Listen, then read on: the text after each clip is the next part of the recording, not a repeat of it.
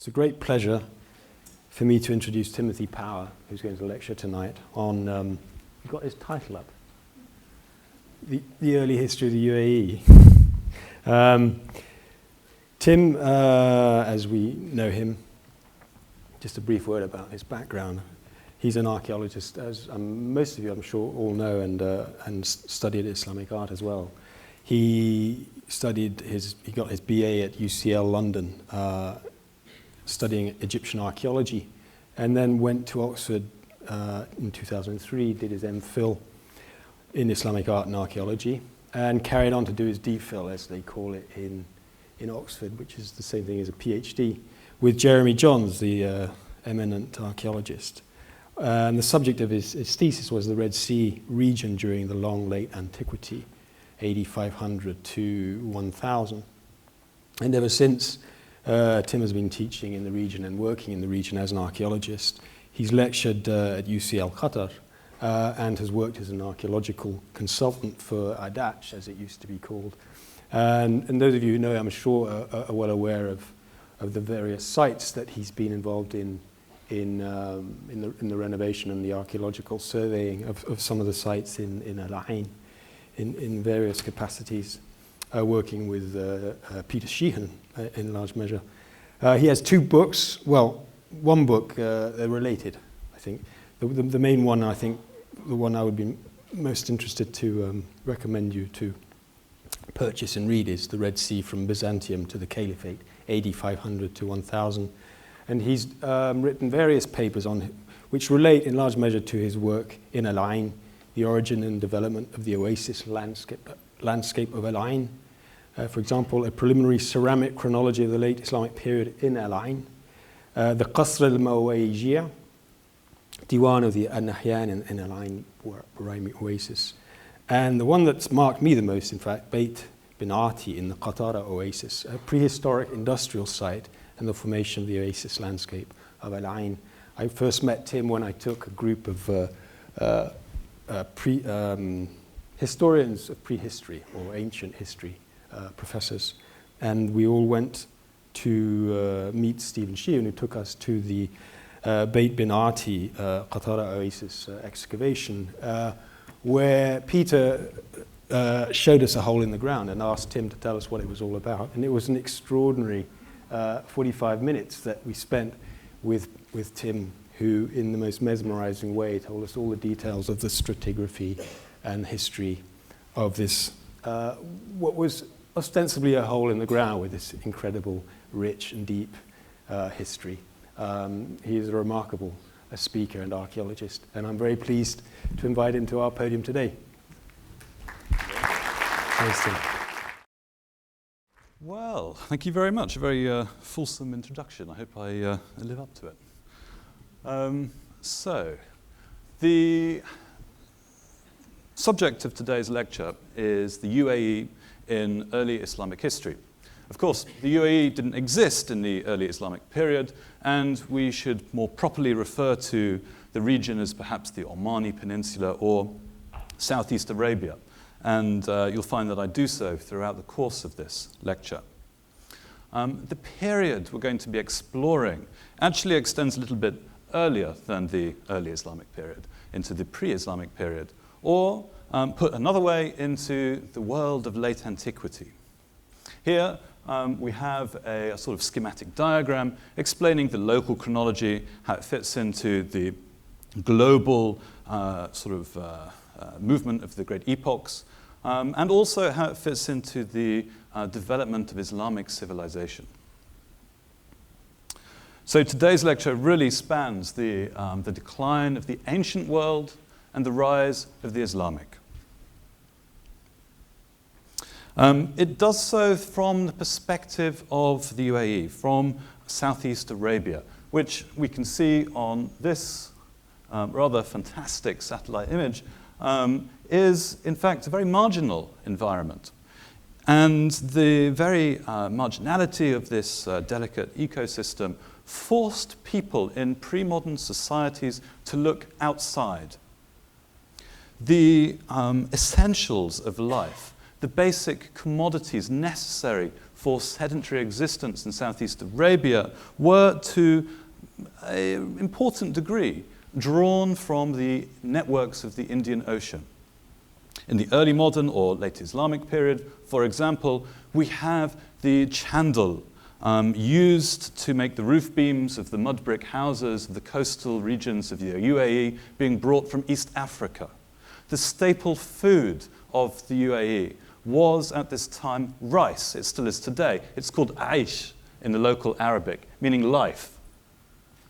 The clothes which people wear, the cottons which people dressed in, were all coming from the Indus Valley and northwestern India. This is to say that sedentary existence in the UAE in the early modern and in this early Islamic period is intimately bound up with the great trade networks of the Indian Ocean.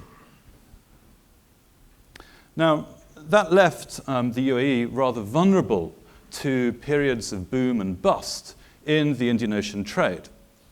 When the Indian Ocean trade disappeared in various periods, it meant that the local sedentary societies suffered. And when the Indian Ocean trade boomed, it meant that the local sedentary societies grew. They benefited from these networks. And so the lecture I'm giving today, the decline of the ancient world, the rise of the Islamic, and then the transmission into a sort of rather bleak medieval period, is all related to, or rather it can be related to, these peaks and troughs in the Indian Ocean trade. So, with that introduction done, we'll briefly, we haven't got too much time unfortunately, we'll briefly survey the pre-Islamic period before moving on into the, we'll briefly survey the pre-Islamic period before moving into the early Islamic. So, this map of the Western Indian Ocean, the Arabian Sea, and its tributaries, the Arabian Gulf and Red Sea, is based on a remarkable document written by a Greco-Alexandrian 2,000 years ago, known as the Periplus Maris Erythraei. It describes the great ports of the Indian Ocean. And we see here described ports in the Southeast Arabian region, notably Oman. We see also the production of Greco-Roman and this sort of Sasanian, Persian pottery types from the Mediterranean, which are found scattered through the West Indian Ocean networks and the UAE, as we shall soon see. But I find it remarkable that 2,000 years ago, pottery from France and Italy and Spain was turning up in southern India and East Africa and on the sunny shores of the UAE. We find, for example, at sites like Ad-Dur in the Emirate of Al-Quwain, a really quite interesting port site which flourished in the early centuries AD. We find quantities of Roman metalwork. We find Roman glass and ceramics, this terra sigillata, this fine tableware made in the Italian peninsula.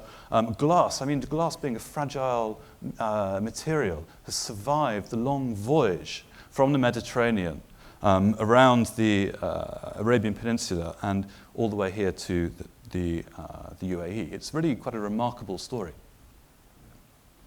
So in actual fact, we've been able to study the distribution of these types of Italian potteries coming in from Italy and making their way through the Red Sea and then up around to Ad-Dur.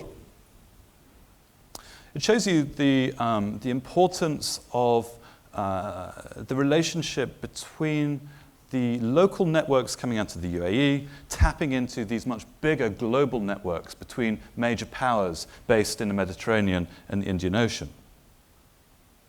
At Dibba in the Emirate of Fujairah, we have these fantastic Roman intaglios. These are jewels which had been set in golden rings, all of broadly Mediterranean manufacture. Also at Dibba, we have these superb carved ivory combs, the closest parallels for which are the Begram ivories from Afghanistan. These, which were probably made in northern India under the Kushana dynasty. Now, we can say then that Indian Ocean trade boomed in the first 2 centuries AD. As we move into the 3rd century, we find that this trade begins to falter.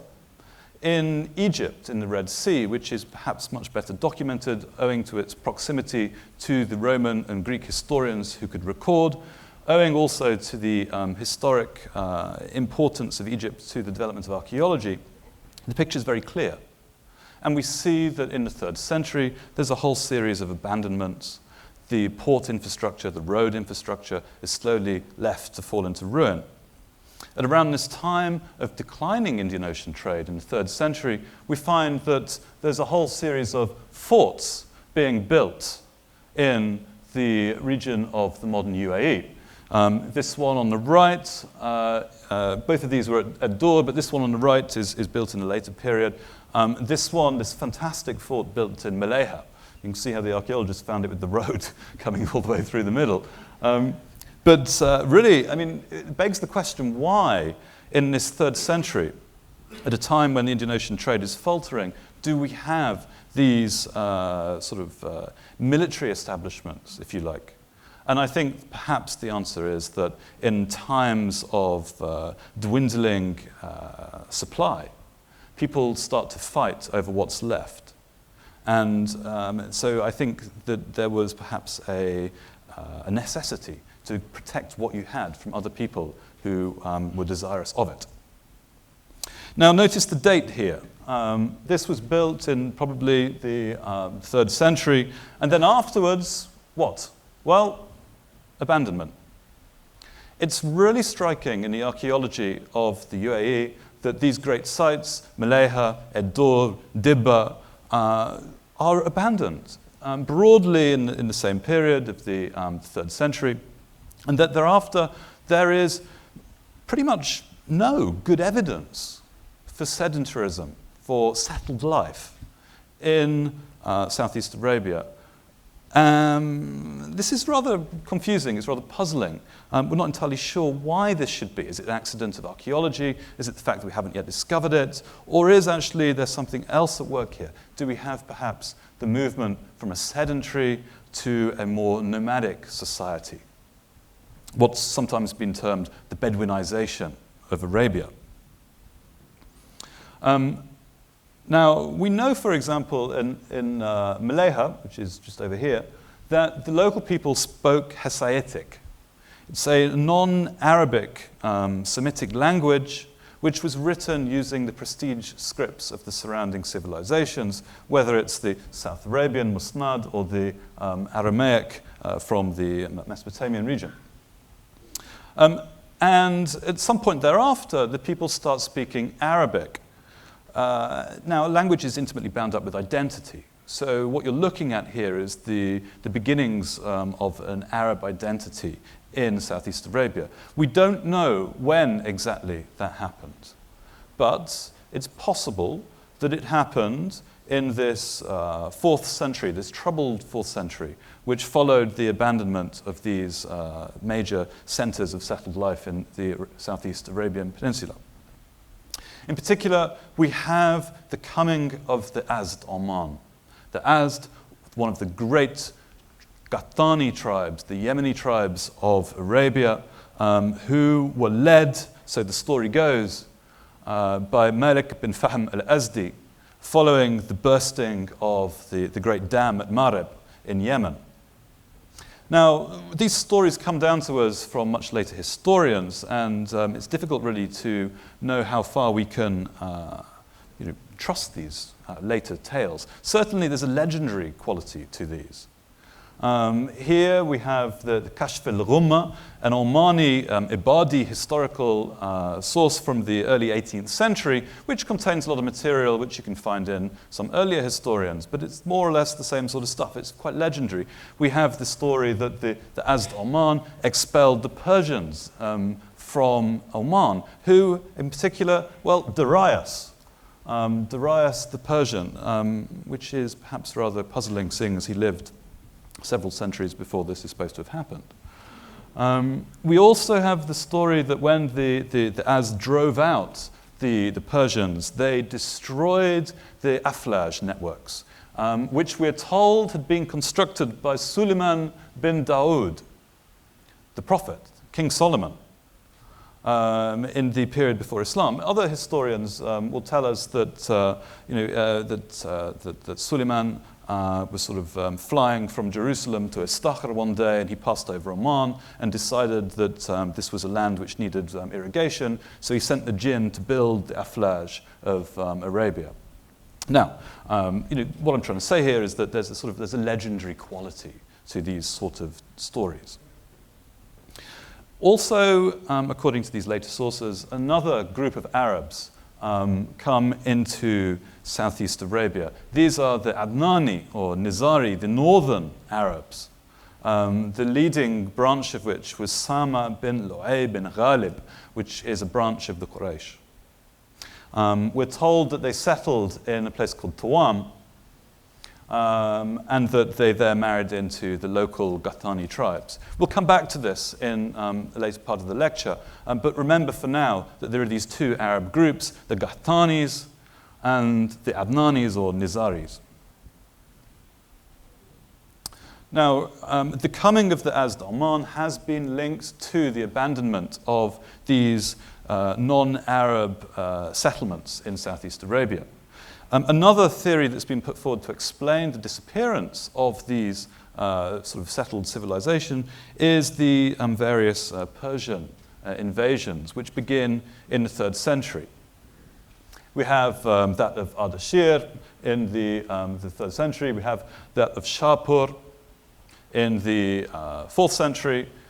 This description, bear in mind, comes from a much later source, that of Tabari, written almost 600 years later, and where we have the Persians coming in and attacking the Arabs for various reasons. Mostly, it would appear, because they're attacking the Persians, they're raiding the settlements of the sort of the boundary. And then, very important for Southeast Arabia, in 530, Khusro Nushiawan, Khusro of the Divine Soul, makes Al-Mundhir, the Lakhmed ruler of Al-Hira, his viceroy of Oman, Bahrain, and Yamama. Now, Bahrain, it's not the island, it's broadly this kind of region of the, I suppose, eastern, northeast Arabia along the coast. So this whole swathe of territory from Al-Hira, which is near Najaf in Iraq, all the way down to the Omani Batina, is under the control of the Lakhmids and their Sasanian masters. It's at this time, the archaeology tells us, that the first settlement at Ras Al Khaimah was established, that being Kush. The archaeology has never actually, the archaeological trench, if we can, has never actually been bottomed. But it went down. This is the sequence of layers that Derek Kennett was able to discover. And he went down at least to the 5th, 6th centuries. So it's been thought that this settlement was established as part of the Sasanian Persian occupation of Southeast Arabia. He found some chunks of mud brick walls at the bottom, and he thought this might be part of a fort. So in other words, you've got some sort of Persian garrison on the shores of the UAE in the 5th, 6th centuries. It's debatable in actual fact, but it's possible. We have, again, one of these later Islamic Arabic sources, that of Al-Tabi, written in the 11th century, which describes a treaty between Khusro Nushiawan and the ruling family of Azd Oman. In this treaty, we find that there is a Persian sphere of influence along the Batina coast of Oman, around Suhar and this sort of region.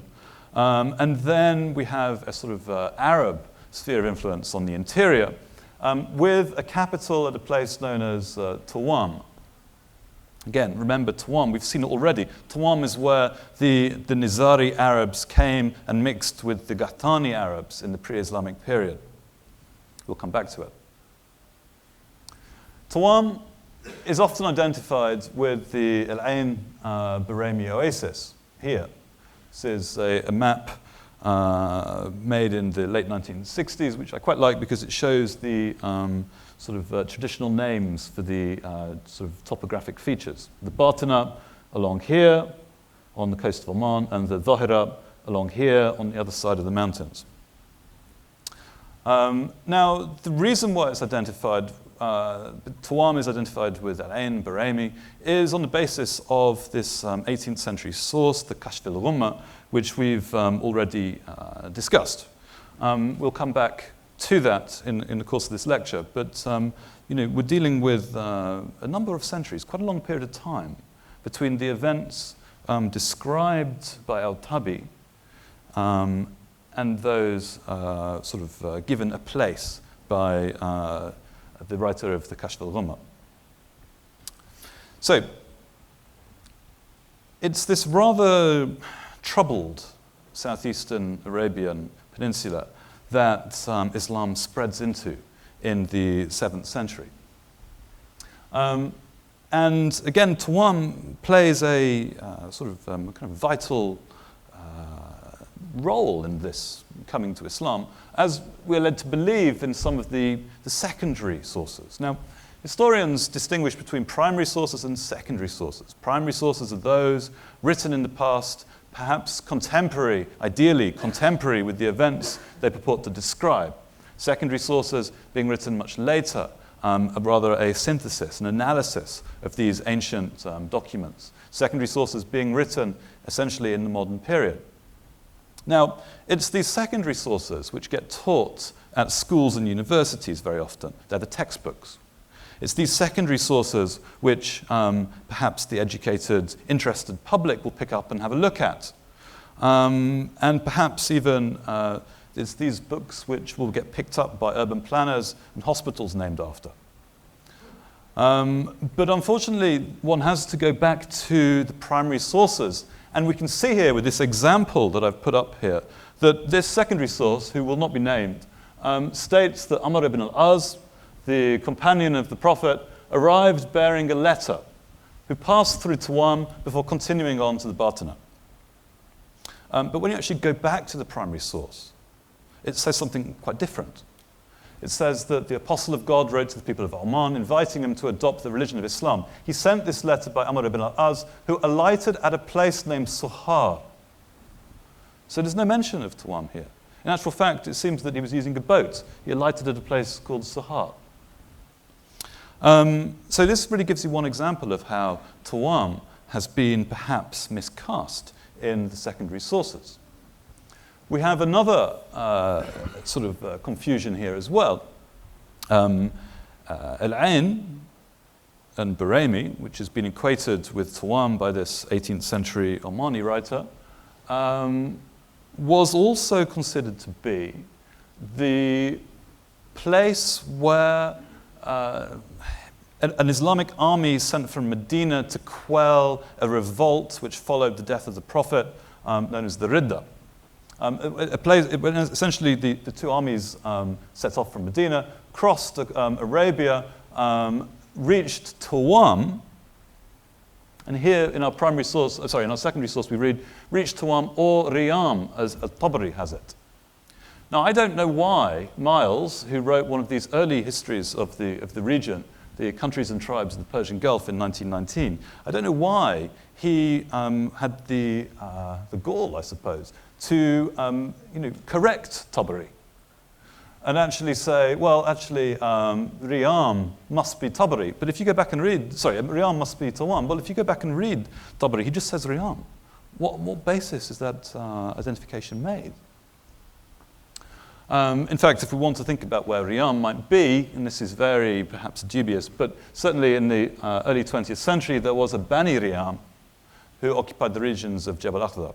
Whether or not they're related to the Riyam in the pre-Islamic period or early Islamic period is anyone's guess.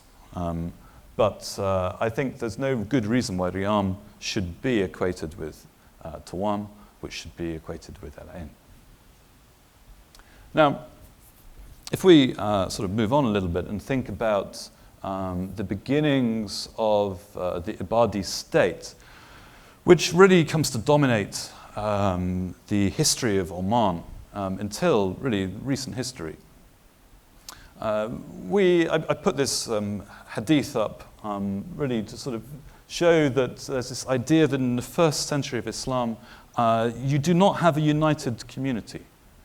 That actual fact there are different groups of Muslims who disagree with each other to the point of fighting wars with each other. And that many of the kind of the modern sects of Islam trace their origins back to the battles fought between these notable companions over the legacy of the Prophet. The Abbadis were one such group who emerged towards the end of the first century of Islam and settled in Oman. It should be noted that for much of the early years, the early decades of Islam, this region appears to have been largely independent. As the Oman rebelled against the rulers of Medina as soon as the Prophet died, they had to be defeated by an army sent to put them in their place. But it seems that the central Muslim authority lost control of the region again, probably during the first fitna. But by the time that Abdul Malik ibn Marwan was establishing the Islamic State in Balad al-Sham, really beginning the origin of the Islamic State and the sort of sequence of dynasties within the caliphate, he sends his powerful viceroy of the East, al-Hajjaj bin Yusuf al-Thaqafi, to settle the matter of Oman. Al-Hajjaj dispatches a general, and they arrive, again, two armies, but they arrive, one coming from Al-Hassa, which is Hafuf, the other coming by sea via Julfar, which is Ras al-Khaimah. And they're defeated, this army is defeated at a place called Ma' al-Bulqa', the water of Bulqa'. Water perhaps here being a well or a falaj. Now, the source tells us quite clearly the name of the place, but Miles again, our chap who wrote the Tribes and Countries of the Persian Gulf, identifies this location as the Al-Ain Barami Oasis. I'm not entirely sure why he was so fixated on Al-Ain, but everything that seems to have happened in early Islamic history is located in Al-Ain by Miles.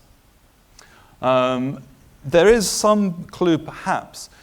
According to the primary sources, there's a tradition that the man who brought the news of the defeat of the Umayyad army was a man who bore the name Al-Tawammi, which is a nisba indicative of origin. In other words, the man from Tawam. Now, whether the man from Tawam is good enough evidence to say that the battle was fought in Tawam is anyone's guess. I mean, quite frankly, the nisba indicative of origin doesn't necessarily mean the battle was fought there. So if we move on to our sort of next part of the lecture, we can see that essentially what happens is that with the collapse of the Indian Ocean trade in the 3rd century, there's a period of, let's say, Bedouinization. A period of confusion in which the Persians invade and establish some sort of hegemony over the region. This, I don't think, was ever particularly strong. Certainly, with the rise of Islam, the Medinan Caliphate is able to establish control in the region, it would appear, without too much problem. There is a period of contested hegemony where the local rulers try and establish their own independence, which is finally put down by the Umayyads. But the region is fairly marginal. We don't really hear very much about it until, that is, we get to this second great peak of Indian Ocean trade. Now, that comes with the what you might call the Abbasid commercial revolution. So let's have a look at this briefly. The early Abbasid Caliphate, as I'm sure you know, stretched from the borders of China to the borders of China, from the borders of China to the borders of Spain. Okay? These two cities, Cordoba and Merv, we will come back to, but it was at this time the largest empire the world had ever seen. In 762, the Abbasid Caliph al-Mansur established the round city of Baghdad at the head of the Arabian Gulf. This certainly stimulated trade. It created a great market. Another great market was that of Samarra, established in 836, allegedly to house the Turkish slave soldiers upon which the caliphate depended. The city survives to be explored by archaeologists rather miraculously, and we have a city of about 40 kilometers long, which makes it almost as big as Dubai in the 21st century. At Samarra, we had the production of types of pottery, new glazed types of pottery, which were exported through the Indian Ocean networks. In fact, the export of these pottery types, the discovery of these pottery types in places as far apart as East Africa and southern India and Southeast Asia, really allows us to stitch together the the patterns of Abbasid trade. In actual fact, a friend of mine who works at the British Museum, who's an expert on early Islamic ceramics, told me recently that on a trip to Japan, he was asked to look at some pottery in a storeroom. And there he was shown not hundreds, but thousands of pieces of Islamic pottery in Japan from the 8th, 9th centuries AD. All of this being made in Iraq and passing through the Arabian Gulf. Here are some of the types of pottery in question. Here we have drawings from Donald Wickham's excavations in Aqaba in southern Jordan. Here we have these turquoise alkaline glazed ware jars made in Basra, bought on the open market. These ones are in the Fitzwilliam in Cambridge. And here, sherds from this type, which we found locally in Al-Ain from the Beit bin Atiyah Darmaki in the Qatar Oasis. So it gives you an idea, perhaps, of the distribution of these trade networks and how the UAE belonged to these networks.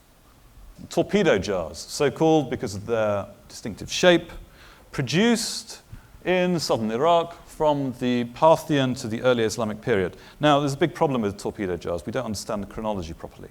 There's a lot of work left to do with archaeology, and perhaps we can get some of the students working on these things. But they have been found throughout India. Some of these, although they're so-called late Roman, probably actually from the early Islamic period. Now, it's not just trade contacts with India, but also contact with China. Again, I mean, we haven't got much time, but the establishment of Baghdad created a link to the Indian Ocean. We're told that Al-Mansur stood on the banks of the Tigris and said, "This is the Tigris. There is no obstacle between us and China. Everything on the sea can come to us on it." We have direct maritime communications between Basra and Guangzhou, which is modern Canton, around 750. We have descriptions in Al-Mas'udi's Muruj al-Dhahab wa Ma'adan al-Jawhar. We have descriptions of China. What else? For the first time in history, and this is an important point, for the first time in history, trade spanned the full breadth of the Eurasian continent. We read in Ibn Khordadbi's Mamalik wa Masalik, Ibn Khordadbi, who was the sort of head postman, if you like, of the Abbasid caliphate. We read in his book that there is a company of Jewish merchants who set sail from France, go across the Mediterranean, through Egypt, past Arabia, and then off to India and China. And they made great quantities of money in doing so. This is really quite remarkable. Now, this great upswing, here we see the Belitung wreck, 60,000 ceramic bowls, Changsha bowls, discovered in an Arab ship, in a 3rd century Hijri Arab dhow, built using teak and woods from India and East Africa, but clearly an Arab ship containing some Arab Islamic pottery found off the coast of Sumatra. You know, this sort of gives you an idea, I think, of the scale of this trade. This is just one ship, and how many ships a year with these amazing sort of semi-porcelain bowls going from Southeast Asia to Southwest Asia. Okay, so let's bring it back to the UAE. How does this affect what's going on here? Well, During this period, the Ibadis come together and establish what's been called the second Ibadi imamate. It coincides broadly with the peak of the Indian Ocean trade, and I think that is no coincidence. The Ibadis controlled the great port of Sohar in Oman on the Batna. And from this port, they engaged with Indian Ocean trade. The money they made from the Indian Ocean trade, they invested in local agriculture. Here's quite a nice story about the justice of the Imam Ghassan. If we ignore the kind of moralizing story, what it's talking about is thousands of slaves working on the Batna on agricultural plantations. So sedentary life in Southeast Arabia grew as a response to the capital made in the Indian Ocean trade. I would have shown you pictures of the excavations from Sohar, but unfortunately today the scanner broke at work. Anyway, another aspect, we have the development of Nestorian Christianity. Now, Nestorian Christianity spreads along these trade networks, just as the pottery is carried along these trade networks. These allow us really to understand the movement of people over time and space. There should be on this drawing a whole series of communities of churches and whatnot in the Arabian Gulf. They've not been included for some reason. But the point is, we can see that in the pre-Islamic period, already Nestorian Christianity is spreading along the Silk Road. This, I can't resist including, actually. It's the Nestorian stela from Chang'an, which is Shan, the capital of the Tang dynasty in China. It contains a Syriac inscription. Syriac, Aramaic, the language of Christ, here in the center of China. And we have a description of Syria, the origin of Nestorian Christianity, in which we read that none but illustrious laws prevail, none but the virtuous are raised to sovereign power, which in the current circumstances is rather bitterly ironic. But nevertheless, people have been traveling and moving for many hundreds of years. And this Nestorian connection we see very much involved with the Indian Ocean trade. This is the Kolam Plates research group. This is something that I've been involved with the University of De Montfort and the British Museum. These are copperplate inscriptions. They're legal documents associated with the foundation of a Nestorian church found in Kolam, modern Ceylon, in Kerala. They date to 849. They're rather remarkable because we have, amongst all of the Tamil, Brahmi inscriptions, a Arabic, a Middle Persian Pahlavi, and a Judeo-Persian witness statement, which shows you something of the different mercantile groups active in the Indian Ocean networks at this period, this early Islamic period. And all of their names indicate that they're from the Gulf region. Here we have Uthman ibn al-Madhuban. Madhuban is here Mazuban. It's a pre-Islamic Persian sort of frontier governor. So there's definitely, I think, a strong Gulf element in the Kolam Plates, which I think helps us understand what's going on in the Gulf, what's going on here in Abu Dhabi at very much the same sort of period. Here in the it's Emirate of Abu Dhabi, we have Sir Bani Yas. Sir Bani Yas, excavated by our very own Dr. Mark Beach and others, but essentially it's a Nestorian church, possibly a monastery, established on one of these desert islands in a very hard and difficult sort of a place to live, where the monks would go and battle their demons and prove their worth to God. It's left for us, the archaeologists, a fantastic series of carved stucco to display in the Zayed National Museum. But it was historically it was dated to the pre-Islamic period. You know, the archaeologists first came along and said, oh, it must be Sasanian. Actually now, people have redated it to the early Islamic period. They've gone back to look at the pottery, and they've found that the pottery comes from what one might call the long 8th century. In other words, it's contemporary with this great boom of Indian Ocean trade under the Abbasids. The consequences of this boom are with us today. The Caroline Christians, although they trace their origin much further back to the coming of St. Thomas in the 1st century AD, very likely, as we've already seen, benefited from this Indian Ocean trade. So next time you get in a taxi with a chap from Kerala and you get chatting with him and he turns out to be Christian, it's very likely that the reason why Christianity spread are because of these Indian Ocean networks, which were booming in this Abbasid period. So finally, before we all sort of fall asleep, we've got a little bit of time left to talk about the demise of this Indian Ocean trade. Now, I think let's start with a little bit of background here.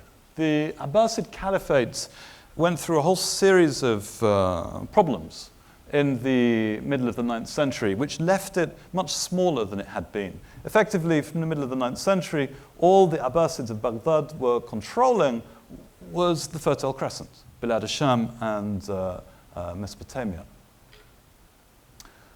We can actually sort of document the decline of the Indian Ocean trade quite nicely for a number of reasons, mostly because of the port of Siraf. Siraf on the Iranian side of the Gulf. We'll come back to these houses later. But the excavations at Siraf allow us to get quantifiable data, which we can study to understand the rise and demise of Indian Ocean trade. And you can see quite clearly that the import of Chinese pottery, Chinese ceramics, which we saw loaded into the Arab vessel which went down off the coast of Sumatra, those sort of bowls which are being turning up in Siraf, in the sort of early Abbasid period, they make up less than 1%. They make up what is it, 0.1%. It grows consistently. It peaks here in the early 9th century, and then it starts to sort of stumble perhaps a little bit towards the middle of the 9th, and after that it drops off remarkably. So we've got this nice quantifiable data here, which actually allows us to sort of locate and understand better the historical references we have. Essentially, in 861, the Abbasid Caliph al-Mutawakkil is assassinated by his Turkish slave soldiers. Shortly after, we have this terrible 15-year uprising of the African plantation slaves of Iraq, the Zanj, which essentially devastated the irrigation and the agriculture of Iraq. The great port city of Basra was destroyed. This seriously upset the economy of the Abbasids. At the same sort of time, we have problems in the Tang Empire on the other side of these Indian Ocean networks. We have this rebellion of Huang Chao, which again really weakened the Tang dynasty.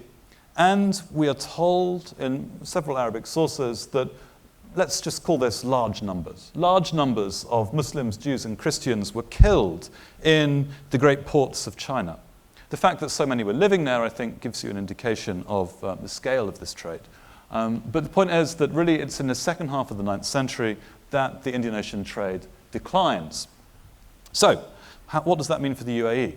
Well, as the profits contract, the parties involved with this trade sought to maintain their share by taking over the other parties involved with this trade. We've heard of forceful acquisitions. Well, this is a military occupation.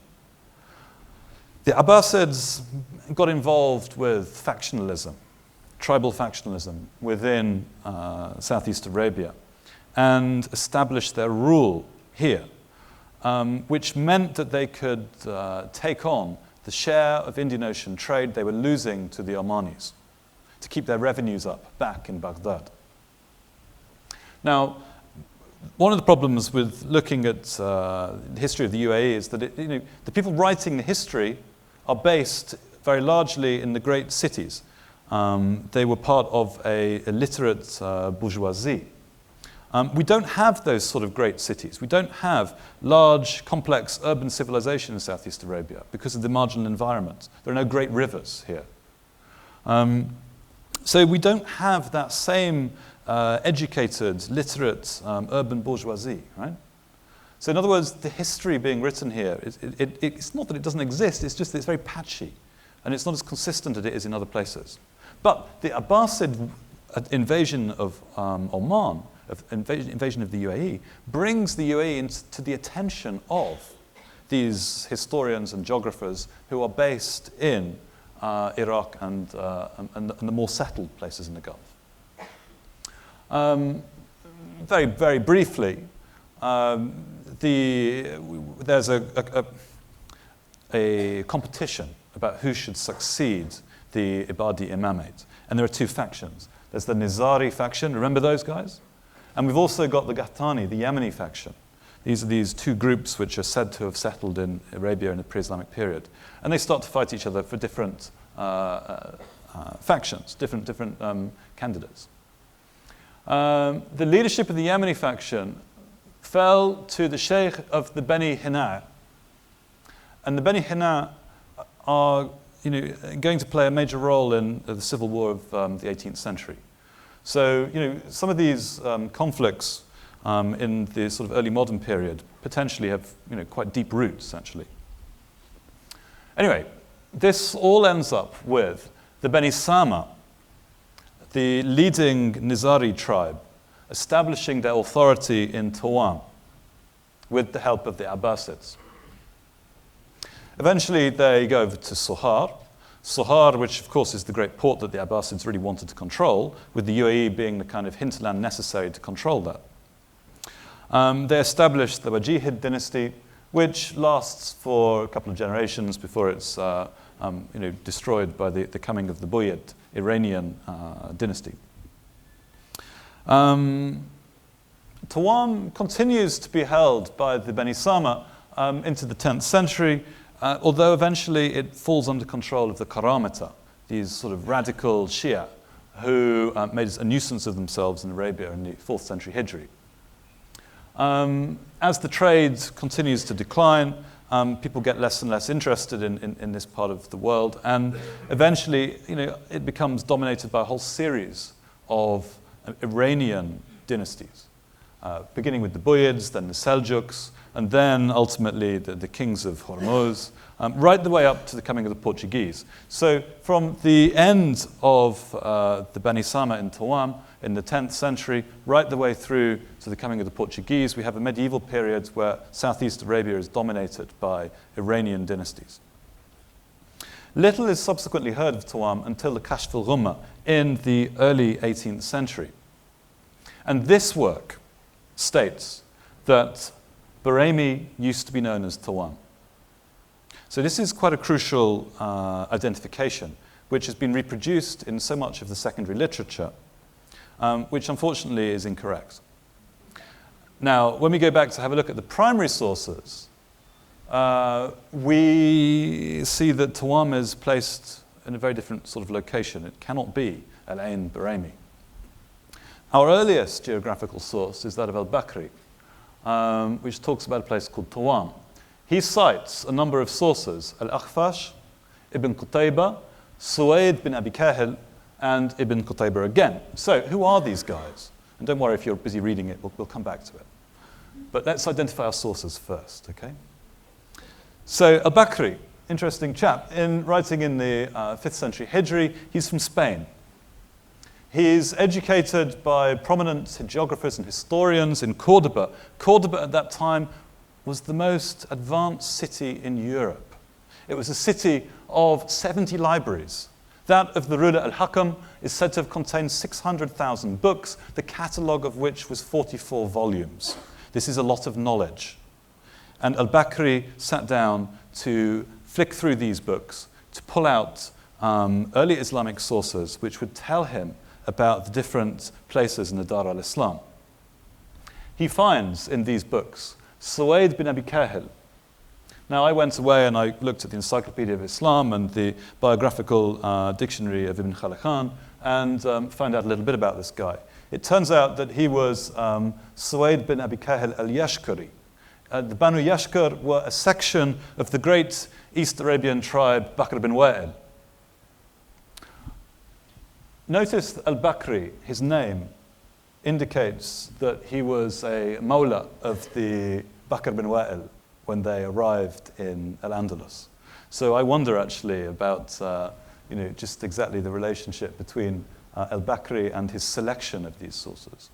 Anyway, Zayed bin Abi Kahil al-Yashkari is part of the same tribe as al-Harith al-Yashkari, who wrote one of the Mu'allaqat, the 7 odes of pre-Islamic Arabia, said to have been hung on the Kaaba. Al-Akhfash.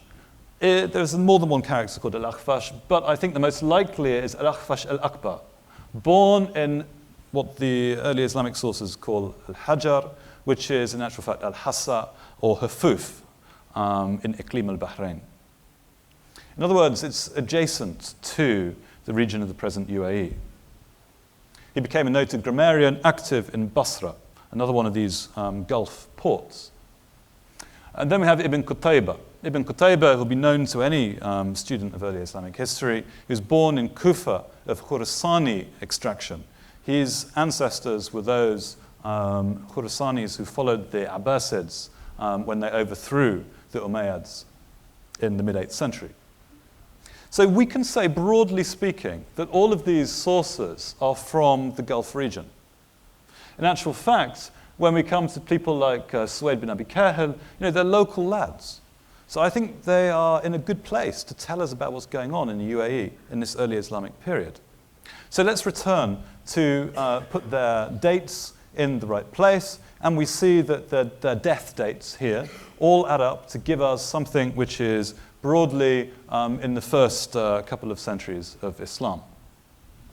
If we look what is actually being said in this source, we say, Al-Akhfash said about the naming of Tuwan, هو مغاص بالبحرين هو موضوع بالبحرين هو المغاص اللؤلؤ.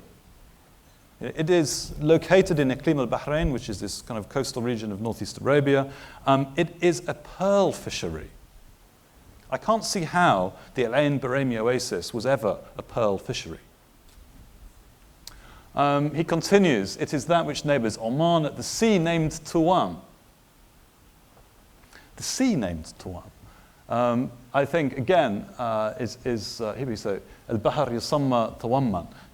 This is really indicative that we're dealing with a coastal location here. Just to kind of ram it home, I went away and I looked in the 3 standard Arabic dictionaries and found a good kind of definition of maghas. In all of them, maghas is a pearl fishery, a place where people go to dive for pearls.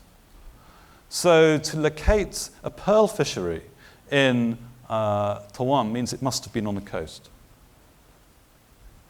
Again, we have the same sort of thing. So if it's on the coast, it's broadly this sort of region. It's got to be in Bahrain, okay? It's on the border of Bahrain, it's next to Oman, it's next to the sea, so we're looking at something around here. Now, the next oldest source, which gives us something to go on, is Yaqut. Yaqut Arumi al-Hamawi, a Greek slave brought up in Hamma in Syria, who traveled in the Dar al-Islam and began to research his book in Merv. Merv, which was at that time the capital of the Seljuk Sultanate, where there was one of the great libraries of the ancient world, destroyed by the Mongols in 1220. He contains this sort of section of Zayed bin Abi Kahil, which we've already come from al-Bakri. He's got another kind of source here called Ibn Sakait, who talks about how Tawam is so named because of all the twins which are born there. Tawam in Arabic meaning twins, which I think is fairly spurious. And then finally we have this section from the Kitab Nasr, which describes the situation after the Abbasid conquest. Now, I don't know what the Kitab Nasr is. So if anybody knows, please tell me. I'd love to know. But he describes the situation after the Abbasid conquest, and he tells us what's going on. So, Tawam is the name of a qasabah, and in this way, I think what we're dealing with is administrative capital, a regional center, rather than fortress. Tawam is the name of a qasabah of Oman, comprising that which neighbors the coast. And Sahar is Oman's qasabah, comprising that which neighbors the mountains. Pearls are associated with it. There are many villages in it.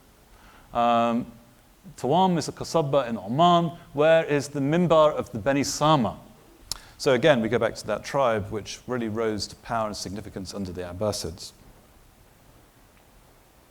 Now, if Tawam is not El Ain Barami Oasis, then where is it? We have to sort of look around on the coast of the UAE region to find another potential. Now, there is an early Islamic site in Jumeirah in Dubai. It was originally dated to the Sasanian period, just like Sir Beni Yas, but a reinvestigation of the pottery shows that it is from the 2nd and 3rd centuries Hijri, the 8th and 9th centuries AD. It puts it in exactly the right time for the Tawam spoken about in these early Islamic sources. The site itself was dug, swiftly, shall we say, and it was never published properly. So it's difficult to know exactly what was lost. Many of these sites on the Gulf involve a combination of mud brick buildings and arish structures, barasti, palm frond structures. Now, if you dig quickly, you're going to miss those. So we have a series of very large mud brick buildings and possibly arish infill. This is the limits of publication. This is the extent of publication. Some hand sketches which show us these buildings. Now notice the plan with these sort of little buttresses and corner towers. They look rather similar to the things we're finding in Siraf on the other side of the Gulf Coast at broadly the same period. So given the fact that they look very similar, given the fact that the pottery is from this period, given the fact that it's probably larger than it appears, I suggest, rather hypothetically, that possibly El Jumeirah should be associated with Tawam. Archaeology is all about theories. You know, we'll put this theory up there until evidence suggests something else, at which point I'll come back and give you another lecture. So, what about El Ain? What do we have in El Ain? Well, we have Al-Muqaddasi. Al-Muqaddasi from Bayt al-Maqdis, from Jerusalem, who travels around the Islamic world and writes a description of the divisions of the earth. He tells us of a place called Hafit. Hafit abounds in palm trees. It lies in the direction of Al-Hassa or Hafuf, and the mosque is in the market, so-and-so. It lies in the direction of Al-Hajar. Well, what does he mean? If you're going from Oman towards Hafuf, right, you're going through the Hajar Mountains and you're going west, which brings you to the region of the Al Ain Barami oases. There is, in fact, a famous landmark in Al Ain Barami, Jebel Hafit, which bears the same name. Now, quite possibly that name goes back to this sort of period. So I think that this place, Hafit, which Al-Muqaddasi describes, is a better fit for the Al Ain Barami oases in the early Islamic period. So, what do we have? Very briefly, yeah. We have the archaeology of Al Ain. And what do we find? Well, here's Qattara, where Philip Kennedy came to visit me once, just over here. We have excavations in the Beit bin Ati, which go back, here we go. This is the big hole which Philip introduced to you. It is quite a big hole. It's 5 meters deep. It goes back 3,000 years and gives us a continuous archaeological sequence from the Iron Age, through the Hellenistic, through the early Islamic, through the medieval, and into the early modern periods. Here's our series of layers with 2 phases of early Islamic settlement. And here's what we have. These sort of holes, which I think were probably missed over in Jumeirah, are the post holes of Arish structures. They're associated with the palm frond houses, which are traditionally used in the Gulf region. This sort of thing. And you can imagine the sort of hole that these posts would have created in the sand. Here's the pottery we found there. These are all good Iraqi types. The turquoise ware from Basra, the Samaran tin glazed, which is in imitation of the Chinese imports. We have this eggshell ware, these little water jugs from Kufa. And here, a local type, possibly related to the later Julfar production in Ras Al Khaimah. The archaeology of El Ain further includes a really very impressive falaj, one of these underground aqueducts, dated to the early Islamic period on the basis of the ceramics, a radiocarbon date, and also the presence of baked bricks. Baked bricks are known to have been produced in Sohar, and they're used to stop this falaj collapsing. Next to it, we have a mosque. It's been suggested by the excavator, Dr. Walid al-Takriti, that the mosque is contemporary with the falaj, and as such, Abbasid. However, it must be noted that he did not establish a physical or stratigraphic relationship between the falaj and the mosque, which means that we can only suggest that the mosque is early Islamic without actually being able to prove it. It's equally possible this was built in the late Islamic period, and just as at Qatar we have a whole series of layers on top of each other, this is from a later occupation which coincidentally is built in the same sort of area. Most recently, here we have the Jimmy school site. It's on the side of the Jimmy Oasis, looking out towards the border with Oman. And here we have Peter Sheehan showing some of the students from Zayed University see this little bit of plaster here? Well, this is from a falaj. This is from a falaj which probably goes back to, well, we're not sure entirely yet, but possibly to the Hellenistic period. Above it, over here, I think, is a wall. The wall goes back to one of those types of buildings we've seen in Jumeirah, seen in Siraf, and probably is from the early Islamic period. So what happens next? Well, a little bit of publicity. I've just spent the past week in El Ain with a group of Zayed University students, 12 girls, who we've been training up at an archaeological field school to give them the skills necessary to continue to explore their history.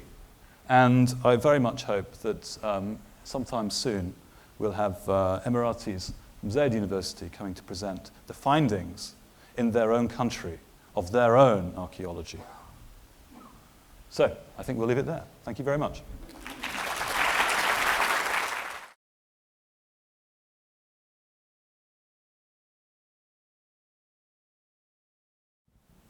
Thank you very much. Very intriguing. In terms of, you mentioned the معلقات, so something comes to mind is قفا نبكي بذكرى حبيبي ومنزلي بسقط اللوى بين الدخول فحوملي.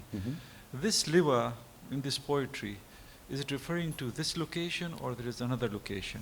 In the context of the locations of this Eastern Arabia. Okay, the gentleman's referring to the Liwa Oasis in the western region of Abu Dhabi. And the honest answer is I don't know. My recollection is that when I looked at the Encyclopedia of Islam entry on Liwa, it was known and spelt in classical Arabic as al-Jiwa. And the jim becoming yeah, which then assimilates with the kind of lam, turned it into liwa. So the mu'allaqat were written in sort of sublime fusha. So one would assume that it would be spelt with the jim, so it would be jiwa. But I don't know. That's just a complete guess, to be honest with you. But we can look into it. It'd be interesting. Thank you. Thank you for your talk. You mentioned the Ridda Wars at the beginning, and you mentioned independence of this region against the Central Islamic government. It's almost like a joke going around here that when the Prophet died, his dream of an Arabian Peninsula fully Islamic was realized. The last part of it being this part of the world, UAE, Oman. And then they're being the first to revolt against Islam at the Ridda, time of the Ridda.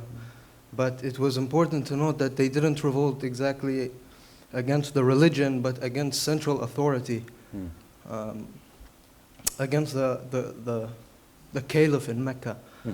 You know, history of independence continues, I think, to this day. If you see, for example, that the UAE is very different than Saudi Arabia and its Wahhabi traditions.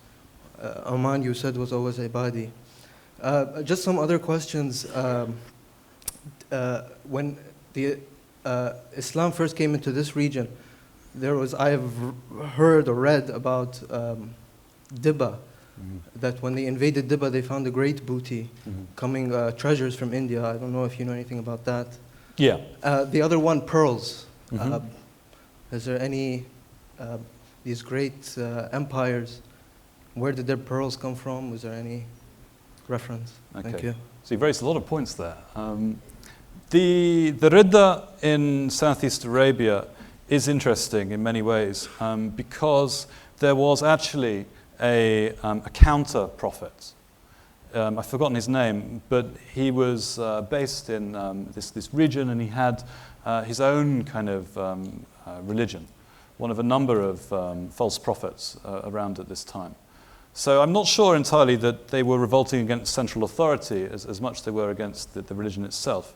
Michael Lecker, in an article in the New Cambridge History of Islam, makes a very good point that every different tribe, every different family in the pre-Islamic period had its own idol, and that a kind of idol or a religious group was a sort of an expression of communal identity.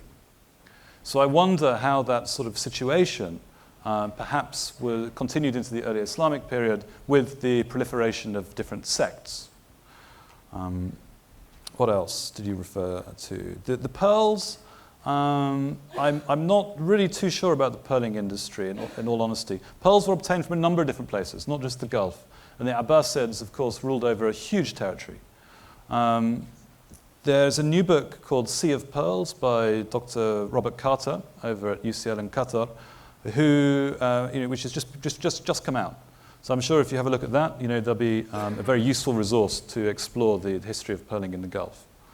I've forgotten what the other part was, but Dibba. Dibba's remembered as being one of the great pre-Islamic fairs. The idea being that there were different trade fairs in the Arabian Peninsula, which the Arab tribes would gather at certain times of the year. It's remembered as being a sort of a market of the Arabs, which was independent of the Persians in the pre-Islamic period. There's never really been much good evidence for that, and archaeological evidence for that, until relatively recently, when some really very impressive material was found from the early centuries AD. But I'm not sure if that goes up to this sort of immediately pre-Islamic period. So there's a kind of missing piece of the puzzle there, which is the exciting thing about archaeology, because we're constantly making new discoveries. What is the relationship of pottery making in Iraq that you mentioned with pottery making in China? Oh, well, there's quite a big literature on this. And it's a debate which is very much still open. Traditionally, it's been suggested that the import of Chinese semi-porcelains, which have these very clear, opaque white glazes, were copied.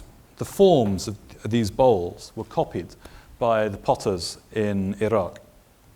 And this led to the development of this sort of tradition of glazed Islamic ceramics, which become very notable. It's one of the characteristics, actually, of Islamic material culture. Archaeologists always look for these glazed sherds. However, in recent years, we have an alternative suggestion by Oliver Watson of the Ashmolean in Oxford, who actually suggests that the development of these Islamic glazed wares actually goes back into the pre-Islamic types of the Near East and Egypt. And that actually archaeologists have tended to overlook the importance of glazed ceramics in the pre-Islamic period. So he therefore downplays the influence of the Chinese pottery. However, he does pick up on the belly tongue wreck, and what you find there are what he considers to be test pieces. created, intended to sort of, intended to really give made in Iraq to give Chinese potters something to work on in semi-porcelain, which could then be re-exported back to Iraq to fuel the demand for Chinese pottery. Now, it's a slightly tenuous argument, but he may very well turn out to be correct because he's a very clever man.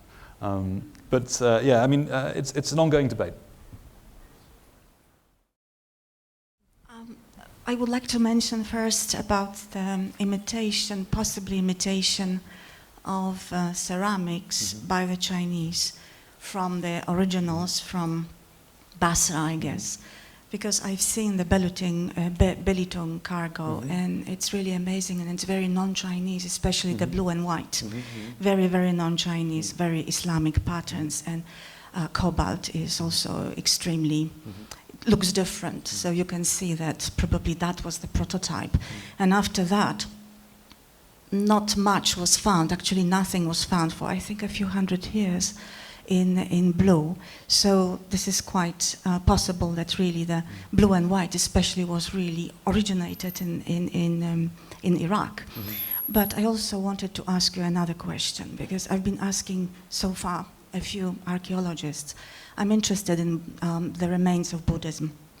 And have you found anything, any Buddhist artifacts in Diba? Because what you showed us today under the Kushana dynasty, that was extremely tolerant and also patrons of Buddhism, and was also interested in disseminating Buddhist ideology, and also missionaries were traveling. I could see that those artifacts were actually looking like the Buddhist art that I've seen so far. Well, I mean, you know, it's a very interesting point, actually. It's something which has been very little studied.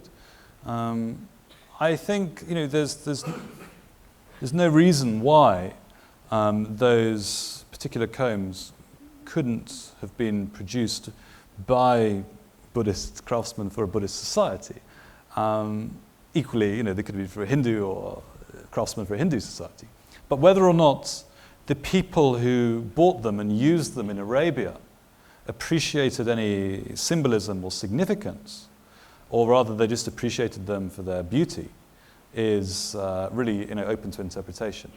I don't think that there's any evidence at all to suggest that Buddhism was in any way significant in Southeast Arabia in the pre or early Islamic period.